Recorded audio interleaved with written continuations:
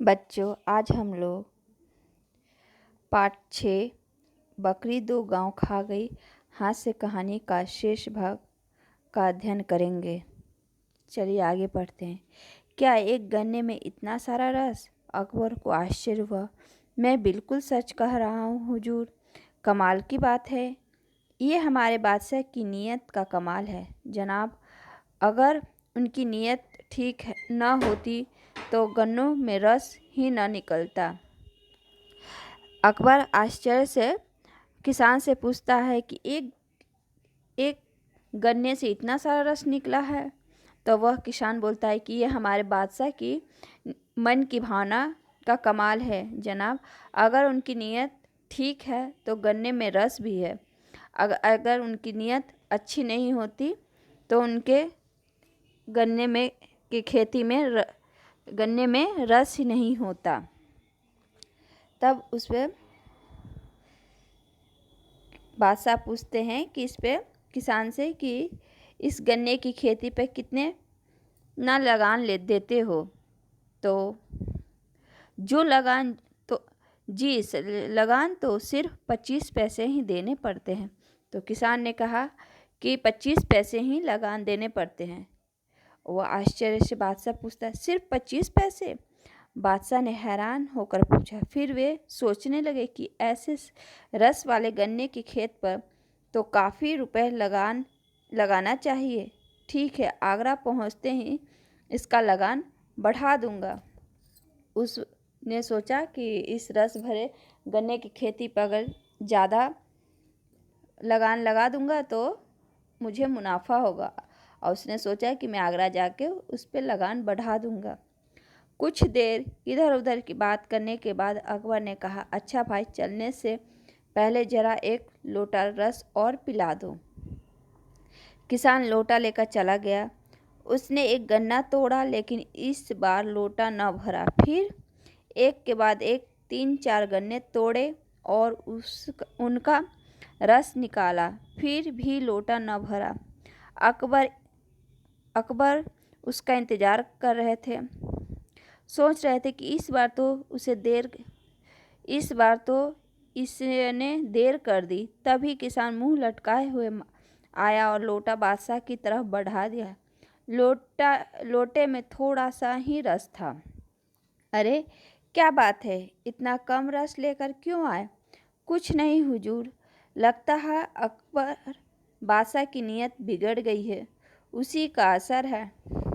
जब वो दोबारा गन्ना का रस लेने गया तो 3-4 गन्ना तोड़ा, फिर भी रस नहीं निकला। तब बादशाह के पूछने पर कहा कि लगता है कि मेरे बादशाह की नीयत में खोट आ गई है, इसीलिए यह लोटा नहीं भरा। अरे क्या बात है, इतना कम रस लेकर क्यों आए? कुछ नहीं हुजूर, लगता है अकबर बादशाह की नीयत बिगड़ गई है, उसी का असर है। अकबर को लगा जैसे किसान ने उसे आसमान से ज़मीन पर पटक दिया हो। आदमी की नीयत में फ़र्क आने से क्या पेड़ पौधों पर भी असर पड़ता है? उन्हें लगा जैसे वह मामूली किसान एक बादशाह की नीयत का पाठ पढ़ा रहा है। जहाँ नीयत अच्छी है वहाँ बरकत होती है, भंडार भरा रहता है, और लालच और छोटापन आदमी को कभी सुखी नहीं बनाते। अकबर ने कहा, भाई तुम जानते हो मैं कौन हूँ? किसान संशय पूर्वक बादशाह की ओर देखने लगा। मैं बादशाह अकबर हूँ। संशय पूर्वक मतलब शक भरी निगाहों से किसान देखने लगा और तब उसने बताया कि मैं बादशाह हूँ। अकबर को लगा जैसे किसान ने उसे आसमान से ज़मीन पर पटक दिया। इसका असर लेखक अकबर को किसान ने हकीकत से परिचित करा दिया। बादशाह को किसान ने नीयत का पाठ पढ़ाकर उन्हें सच्चाई से रूबरू कराया। बादशाह को लगा जैसे वह आसमान से सीधे ज़मीन पर आ गया हो। बादशाह को ऐसा लगा जैसे एक साधारण सा किसान उसे मानवता का पाठ पढ़ा रहा हो।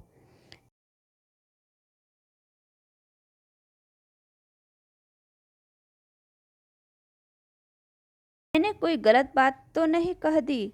नहीं, तुमने कुछ मुझे वह बात सिखाई जो बड़े से बड़े विद्वान गुरु भी अपने शासकों को नहीं सिखा पाते। आज से तुम्हारे खेत का लगान बिल्कुल माफ़ किया। जाओ, इस बार लोटा भर कर रस ले आओ। किसान फिर खेत में गया। इस बार फिर से एक ही गन्ने में के रस से लोटा भर गया।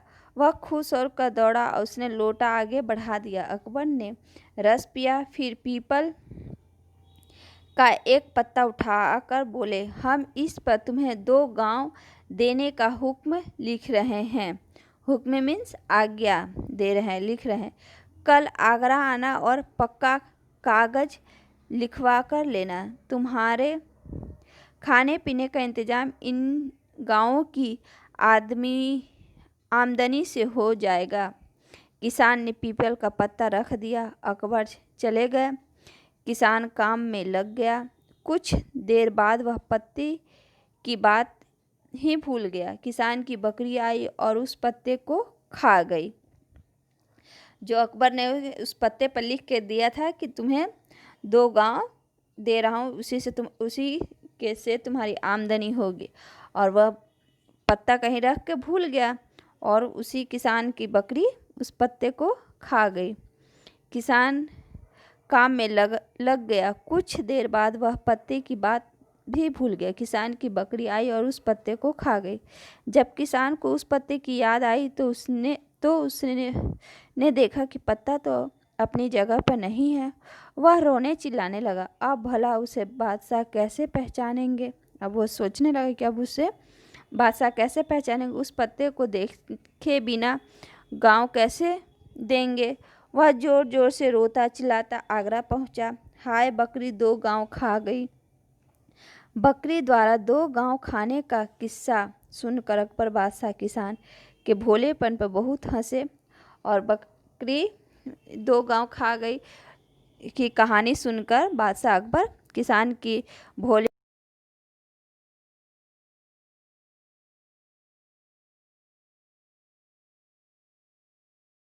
खुश होकर 2 गांव देने का आज्ञा लिख कर दिया, और जाते जाते सावधान किया कि इस बार इन गांवों को बकरी से बचाना। सारा दरबार हकारों से गूंज उठा। यह कहानी हरि कृष्ण देवसरे ने लिखे हैं। बच्चों, इस पाठ का अध्ययन आप लोग कीजिएगा। आज की कक्षा यहीं तक। धन्यवाद।